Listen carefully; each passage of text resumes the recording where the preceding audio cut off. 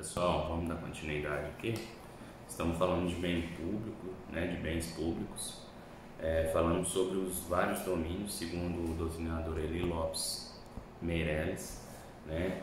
Faltou, antes de passar para o próximo tema, né, que são os bens públicos da União, falar sobre a res nullius, né, que são aquelas coisas sem dono, né, ou bens adéspotas, né, sobre os quais não há nenhuma disciplina, né, no ordenamento jurídico, tais como a luz, né, os animais selvagens, né, bem como aqueles bens condicionadamente inapropriáveis, tá?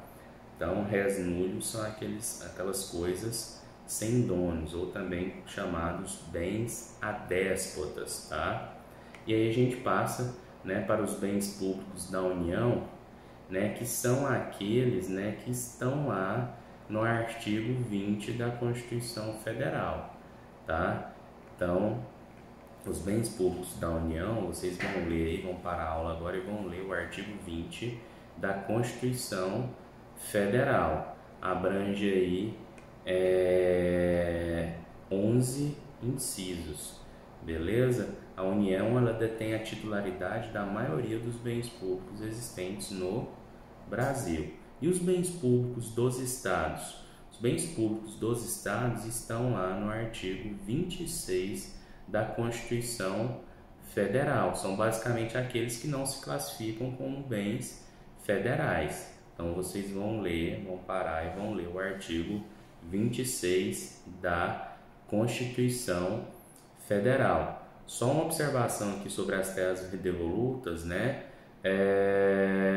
Em princípio, elas são bens estaduais, tá? Exceto aquelas, né, indispensáveis às defesas das fronteiras, né, das fortificações e das construções militares, bem como das vias federais de comunicação e aquelas que são voltadas à preservação ambiental.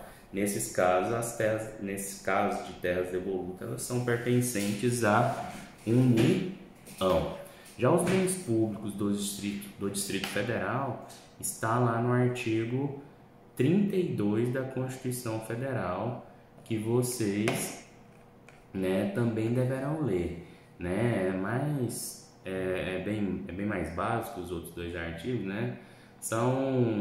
Ele trata sobre a organização e funcionamento do Distrito Federal e não faz nenhuma referência, né, a esses bens públicos distritais, tá? Então, são considerados todos os bens onde estão instaladas as repartições públicas distritais, tanto quanto as indispensáveis para a prestação dos serviços públicos, né, de atribuição do Distrito Federal. Aí, prova da OAB São Paulo, né, considerou incorreta a seguinte assertiva: todos os bens pertencentes ao Distrito Federal deverão ser administrados pelo seu poder executivo, nos termos da respectiva lei orgânica. Essa alternativa, ela é incorreta, tá? Que abrangeu aí todos, né? Todos os bens, entendeu?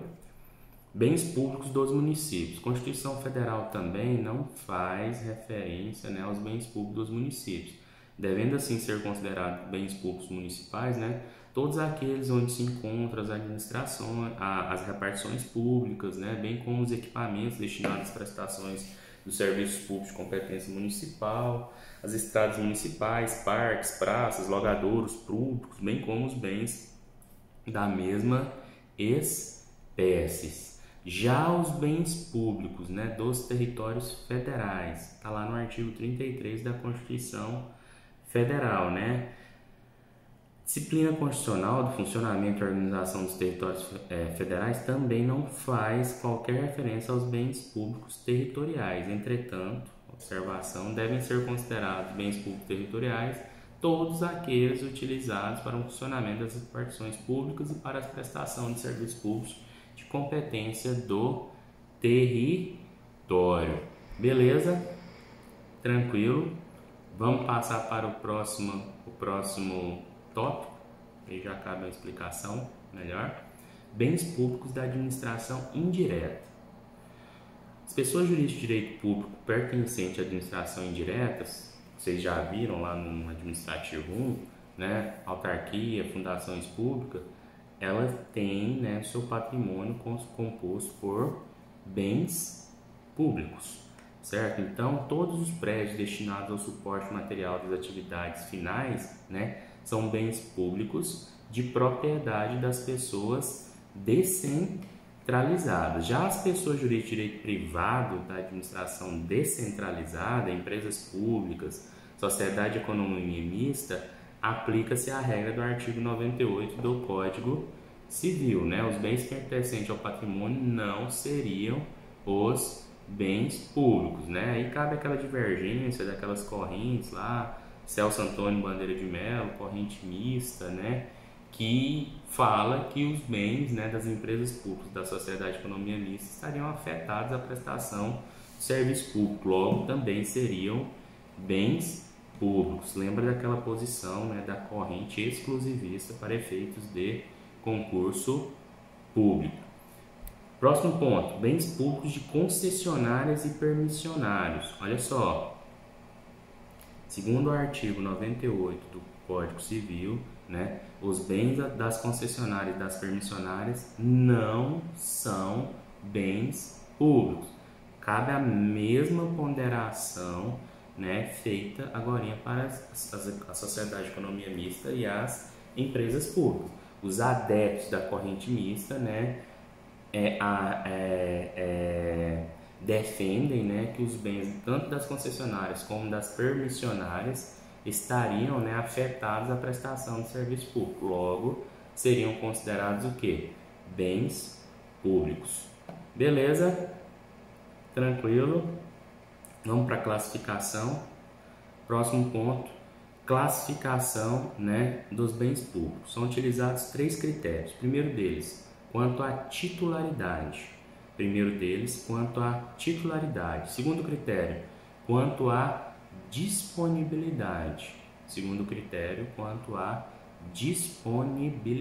Terceiro critério, quanto à destinação.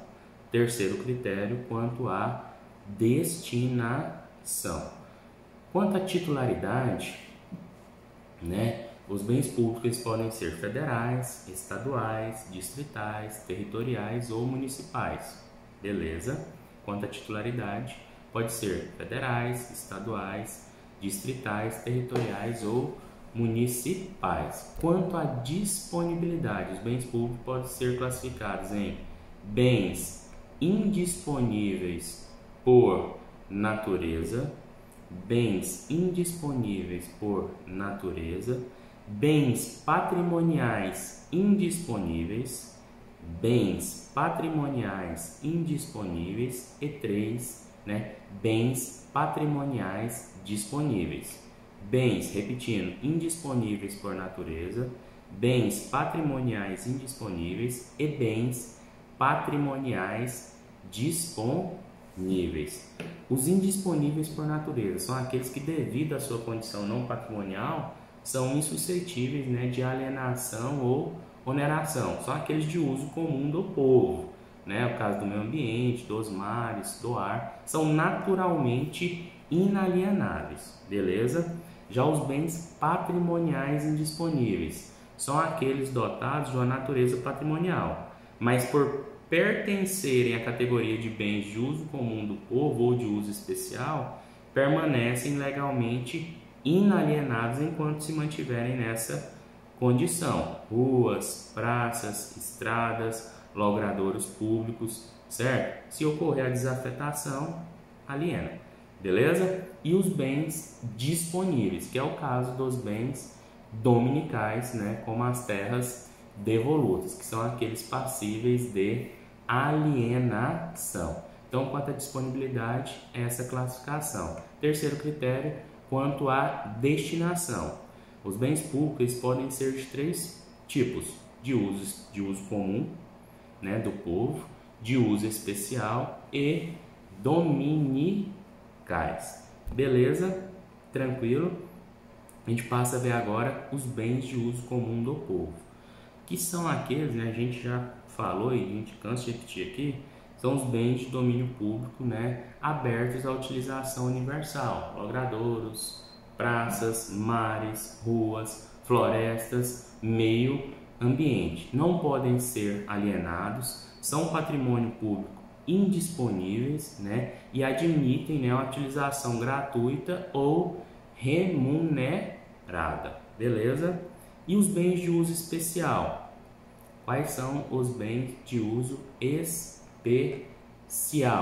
Os bens de uso especial, né, são também chamados, né, do patrimônio administrativo, que são aqueles afetados para uma destinação específica. Como exemplo, edifícios de repartições públicas, mercados municipais, cemitérios públicos, né, veículos da administração, matadouros, né, terras tradicionalmente ocupadas pelos índios, né, está lá no artigo 99, inciso 2. Esses bens eles não podem ser alienados, né, ou onerados enquanto mantiverem essa qualidade, né? Eles compõem o patrimônio público indisponíveis, tá? Só podem ser alienados, né, via desafetação, que transformará eles em bens dominicais. Bens dominicais, falamos deles, são aqueles patrimônios públicos disponíveis, né?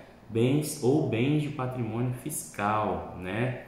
São todos aqueles sem utilidade específica, podendo ser utilizados em qualquer fim ou mesmo alienados pela administração, se assim desejar. Terras devolutas, viaturas sucateadas, terrenos baldios, carteiras escolares danificadas, dívida ativa, né? A administração ela exerce poderes de proprietário, tá? Exerce poder de proprietário.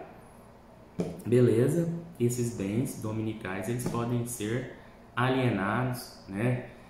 Por meio de compra e venda, doação, permuta, dação em pagamento, todos aqueles institutos lá, né? Do direito civil. Beleza? Tranquilo?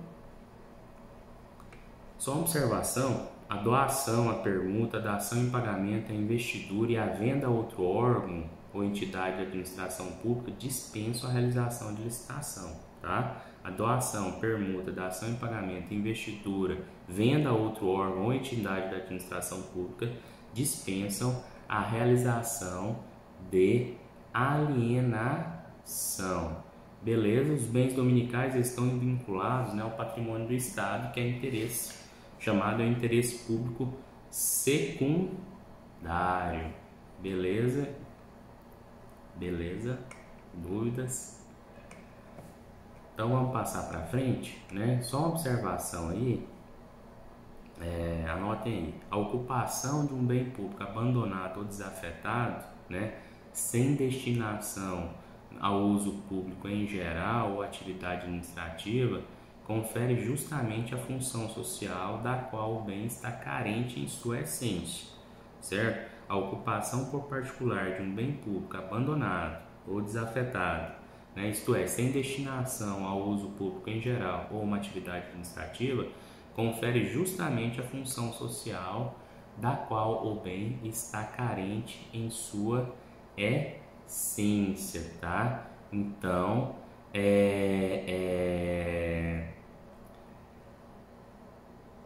isso é a mitigação daquela situação, né, de da usucapião, da vedação da usucapião dos bens públicos. Tem que tomar cuidado com essas situações. O particular ele pode exercer sobre o bem público a posse, né, ad interdict, que seria aquela posse que permite, né, o uso dos remédios processórios, né, das ações possessórias, que são o interdito proibitório, a reintegração de posse ou a manutenção da posse. Mas não, a observação foi só sobre essa questão. Eles ainda assim não pode ser usucapidos. Beleza? Dúvidas? Vamos passar para o próximo ponto. Próximo ponto: bens públicos necessários, bens públicos acidentais, a gente vê no próximo bloco. Beleza? Fiquem com Deus.